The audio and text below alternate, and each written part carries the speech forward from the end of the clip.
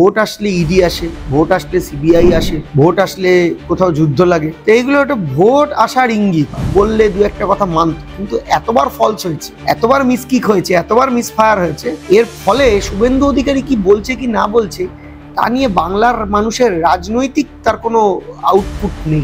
নির্বাচন commission election, আমাদের অভিষেক বন্দ্যোপাধ্যায় আমাদের নেতা বলেছেন যে ইলেকশন কমিশন ইডির মতন, তারা বিজেপির একটা এজেন্সি।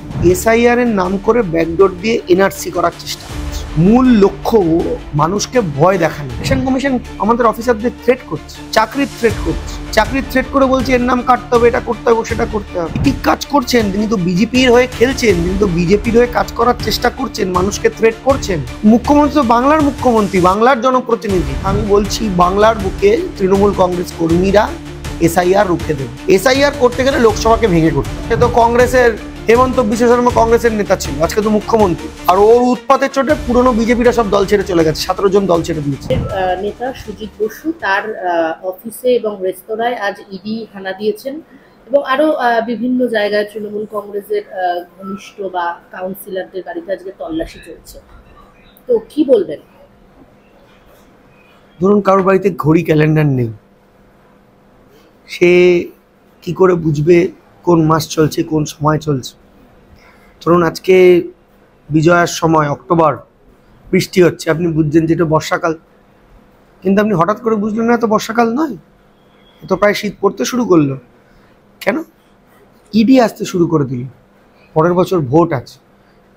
তো ইট ইজ ডেফিনিট যে ভোট আসলে ইডি আসে, ভোট আসলে সিবিআই আসে, ভোট আসলে কোথাও যুদ্ধ লাগে। তো এইগুলো একটা ভোট আসার ইঙ্গিত। তো ভোট আসলে ইডি আসবে, তো নতুন চমক হওয়ার কিছু নেই। নতুন চমক ঠিক আছে, যেরকম নয়, কিন্তু যদি সুজিত বসু গ্রেফতার হন, ভোট আসলে তো এসব হবেই। কে গ্রেপ্তার হবে কি না হবে সেটা তো করতে তো পারেনি। তো আপনি মনে করুন এটা কবে হয়েছিল? 2024 সালে একবার হয়েছিল, লোকসভা ভোট আগে। তিনি গ্রেফতার হয়েছিলেন। তো কি হলো আবার হ্যাঁ, কিন্তু ভোটের সময় আমরা অনুব্রত কি হলো তারপর? অনুব্রত মণ্ডলও গ্রেপ্তার হয়েছেন, জ্যোতিপ্রিয় মল্লিকও গ্রেপ্তার হয়েছেন। ভোট গেছে, অনুব্রত মণ্ডলও বেরিয়ে গেছেন, জ্যোতিপ্রিয় মল্লিকও বেরিয়ে গেছে, কোনো কিছু প্রমাণ করা যায়নি। এগুলো ভোট কেন্দ্রিক স্টান্ট। এই বিষয় নিয়ে আজকে বাংলার মানুষ জানে। আমি তো দেখলাম শ্রমিক ভট্টাচার্য, তিনি তার প্রেস কনফারেন্সে বললেন যে তিনি খুব একটা উৎসাহিত নন ইডি নিয়ে। সো ইটস, এখন এটা অনেকটাই ব্যাপারটা আর কি, ওই গান্ধীজি বলেছিলেন না, post dated check on a crushing bank, এরকম হয়ে গেছে। এর আর কোনো ভ্যালু নেই।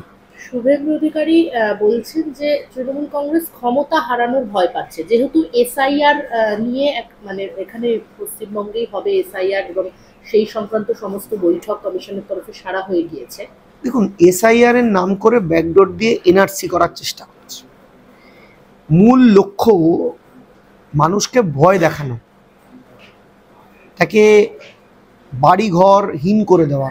আপনি দেখবেন নদিয়া, নর্থ বেঙ্গলে হয়েছিল, আজকে নদিয়াতে কৃষ্ণনগর লোকসভা কেন্দ্রে খুব সম্ভবত এনআরসির চিঠি এসছে, এনআরসির নোটিশ এসছে আসাম গভর্নমেন্ট থেকে। যে লোকটা কোনদিন আসামে যায়নি, তার নোটিশ চলে এসছে। তো এটা একটা মানুষকে ভয় পাওয়ানোর, একটা ভয় পাইয়ে ভোট জেতার একটা প্রকার, একটা অনুশীলন করার চেষ্টা করে বিজেপি। এবং শুভেন্দু অধিকারী হচ্ছে ওই ওরকম একটা ওই post dated check on crushing ব্যাংকের মতো।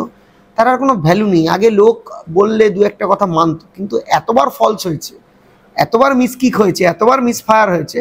এর ফলে শুভেন্দু অধিকারী কি বলছে কি না বলছে তা নিয়ে বাংলার মানুষের রাজনৈতিক তার কোনো আউটপুট নেই। যেহেতু গতকালই আমরা দেখেছি সিএম সাংবাদিক সম্মেলন করে প্রায় বলা যায় আক্রমণাত্মক ছিলেন, একদম আক্রমণাত্মক। আমাদের ইলেকশন কমিশন আমাদের অফিসারদের থ্রেট করছে, চাকরির থ্রেট করে বলছে এর নাম কাটতে হবে, এটা করতে হবে, সেটা করতে হবে। আপনি তো সেদিনই বলেছিলাম, যেদিন নির্বাচন কমিশনের সার্চ কমিটি, সিলেকশন কমিটিতে যখন 2:1 হয়ে গেছে, বিরোধী দলনেতা, কেন্দ্রীয় সরকারের প্রতিনিধি আর জুডিশিয়ারি, তার সঙ্গে ক্যাবিনেটের একজন রিপ্রেজেন্টেটিভ ঢুকে যাওয়াতে এবং আমরা দেখেছি জুডিশিয়ারি অফ করে দেওয়াতে তো কমে গেল। এখন নির্বাচন কমিশন ইলেকশন, আমাদের অভিষেক বন্দ্যোপাধ্যায় আমাদের নেতা বলেছেন যে ইলেকশন কমিশন ইডির মতনই, তারা বিজেপির একটা এজেন্সি। কিন্তু মুখ্য নির্বাচন কমিশনারকে তিনি শুভেন্দু অধিকারীর দাবি যে সিএম নিজে সচিবালয়ে বসে নবান্নতে বসে হুমকি দিচ্ছেন যে বেশি বেড়ে খেলবেন না। এটা কি করা যায়? এটা তো করছেন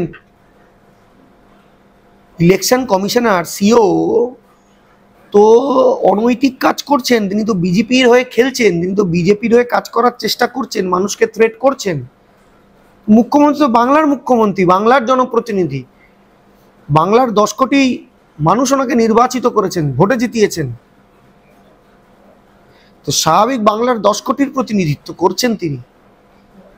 10 কোটি মানুষের প্রতিনিধিত্ব করলে তিনি বাংলার কথাই বলবেন, সেক্ষেত্রে যদি তাকে আক্রমণাত্মক হতে হবে। কিন্তু এসআইআর তো হবে, আপনারা বলছেন যে এসআইআর কিছুতেই হতে দেব না, কিন্তু আপনারা কি কি আটকাতে পারলেন? এসআইআরও তার মানে হবে কি আটকাতে পারলাম? এনপিআর হয়েছে, এনআরসি হয়েছে, বাংলায় তো বলেছিল বুকের উপর দিয়ে এনআরসি করবে। দিলীপ ঘোষ, আপনারা ভিডিও করে বার করুন, বুকের উপর দিয়ে এনআরসি করবে। এই 5 বছর তো 5 বরং 60 বার নোটবন্দি তো কেন্দ্রীয় সরকারের হাতে। নোটবন্দি নিয়ে তো আজকে বিজেপি এক লাইন কথা বলতে পারেন না। আপনি দেখেছেন শুভেন্দু অধিকারী এক লাইন বলেছে নোটবন্দির জন্য এই সুবিধা হয়েছে? বলে না। বাংলায় তো বলেছিল বুকের উপর দিয়ে এনআরসি করবে, করতে পেরেছে। স্বাভাবিকভাবেই আমি বলছি বাংলার বুকে তৃণমূল কংগ্রেস কর্মীরা এসআইআর রুখে দেবে। এসআইআর করতে গেলে লোকসভাকে ভেঙে করতে হবে। যারা লোকসভায় ভোট দিয়ে মানুষ প্রধানমন্ত্রীকে নির্বাচিত করেছে, তারাই যদি সঠিক ভোটার না হয়, তাহলে আগে লোকসভা ভাঙতে হবে, তারপর দেশ জুড়ে এসআইআর করতে হবে। শুভেন্দু অধিকারী বারবার বলছেন যে এবারে রাষ্ট্রপতির শাসন জারি, অন্তত 5 বছরে 60 বার, 5 বার প্রতি বছর 1 ডজন করে বলে, করুক না, বলার কি আছে? ও তো কোনো অ্যাকশন নেই, ও শুধু মুখেই বলে যাচ্ছে। মানে করলে কি সেটা তৃণমূল কংগ্রেস? আরে করুক না, আমি তো বলছি, চ্যালেঞ্জ করছি, করুক, ক্ষমতা থাকে, বাপের বেটা থাকলে করুক। ও তো প্রত্যেক কথায় এনআইএ চাই, রাষ্ট্রপতি শাসন চাই, সিএএ চাই, নিজের চালানা ক্ষমতা নেই। শুভেন্দু অধিকারী নিজের চালানা ক্ষমতা নেই। কি চমকায়, এবার ইডি এসে ধরবে, এবার সিবিআই এসে ধরবে, এবার ইলেকশন কমিশন ধরবে, এবার কেন্দ্রীয় সরকারকে টাকা দিতে বারণ করবো, এটা একটা কথা? ও বলতে পারবে না যে আমি একা আন্দোলন করে দিতে পারবো। শুভেন্দু অধিকারী আজকে প্রতিবাদ মিছিল করে সিইও দপ্তরে গিয়েছেন, ওটা ও, এবং সেখান থেকে রাজ্যের আইপিএসদেরকে বেলাগাম আমি শুনেছি ও সবাইকেই বেলাগাম আক্রমণ করছে। He has got mad. ওর নিজের মিনিমাম যোগ্যতা নেই, পলিটিক্যাল যোগ্যতা নেই। দেখুন, মমতা বন্দ্যোপাধ্যায় যখন বিরোধী দলের শেষে যখন পড়ছেন 2006 থেকে 9, তখন কেন্দ্রে সিপিএম, রাজ্যে সিপিএম, কেন্দ্রে ইউপিএ 1, সিপিএম এর সমর্থনে রাজ্যে সিপিএম। মমতা ব্যানার্জিকে একবারও বলতে শুনেছেন যে আমি সিবিআই ডাকবো, আমি ইডি ডাকবো, আমি ইলেকশন কমিশন ডাকবো? কিন্তু এই শুভেন্দু অধিকারী তো আপনাদের দলে একদম উচ্চ পদে বসেছিল। ছিল তো, সে তো কংগ্রেসের, হেমন্ত বিশ্ব শর্মা কংগ্রেসের নেতা ছিল, আজকে তো মুখ্যমন্ত্রী। আর ওর উৎপাতের চোটে পুরনো বিজেপিরা সব দল ছেড়ে চলে গেছে, 17 জন দল ছেড়ে দিয়েছে। বিজেপির রাজ্য সভাপতি ছিল, সে দল ছেড়ে দিচ্ছে। এইখানে শুভেন্দুর উৎপাতে গোটা বিজেপি দল ছেড়ে দিচ্ছে। শুভেন্দু তো মমতা ব্যানার্জি তৃণমূলে থাকাকালীন সবচেয়ে খারাপ রেজাল্ট হয়েছিল 2019 সালে, আর বিজেপি সবচেয়ে ভালো রেজাল্ট হয়েছে।